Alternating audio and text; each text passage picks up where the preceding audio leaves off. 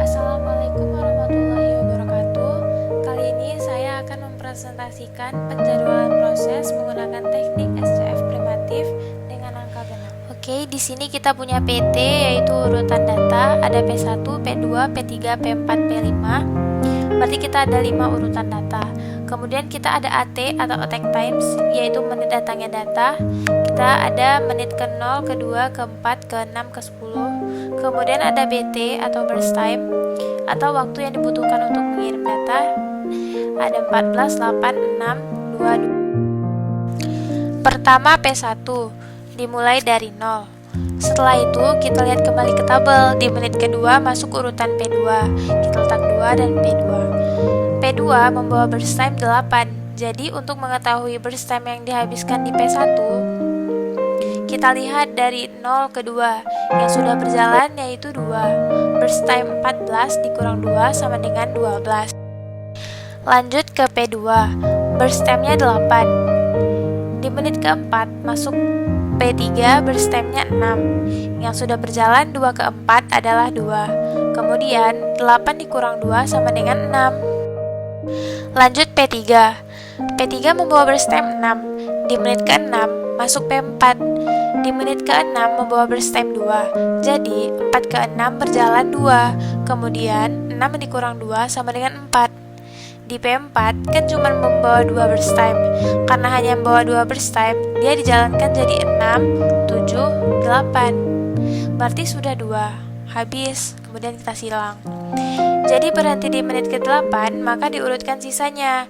P1 sisa 12, P2 sisa 6, P3 sisa 4. Untuk melanjutkan di antara P yang paling kecil adalah 4 di P3. Berarti kita lanjut P3. P3 berarti sudah ada di 8.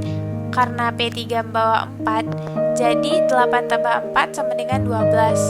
Jadi di menit ke-10 ada P5. Jadi di menit ke-10 ada P5. Kita tidak langsung interrupt. Jadi garisnya setengah. Karena kenapa? Setelah P3 ini baru kita lanjut P5. Setelah itu kan berhenti di 12. Jadi P5 di menit ke-10. Letak 10 berakhir ujungnya kan di 12. P3-nya kan sudah habis. Sisa P2 dengan P1. Karena yang paling kecil adalah 6 di P2, maka P5 membawa burst time 2, berarti 10 tambah 2 sama dengan 12.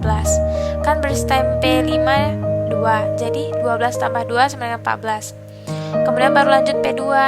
Jadi di antara P1 dan P2, yang paling kecil kan P2, jadi 14 tambah 6 sama dengan 20. Jadi di sini sisanya P1, burst time-nya 12. Jadi 20 tambah 12 sama dengan 22. Berarti sudah habis. Cara hitung AW-nya atau average waiting-nya yaitu P1 kan datang di menit 0, kemudian keluar di menit 2. Masuk lagi P1 di 20. Jadi 20 kurang 2 sama dengan 18. P2 masuk di menit kedua, keluar di menit 4. Masuk lagi menit 14. Jadi 14 kurang 4 sama dengan 10. P3 masuk di menit ketiga, keluar di menit ke-6. Masuk lagi menit 8.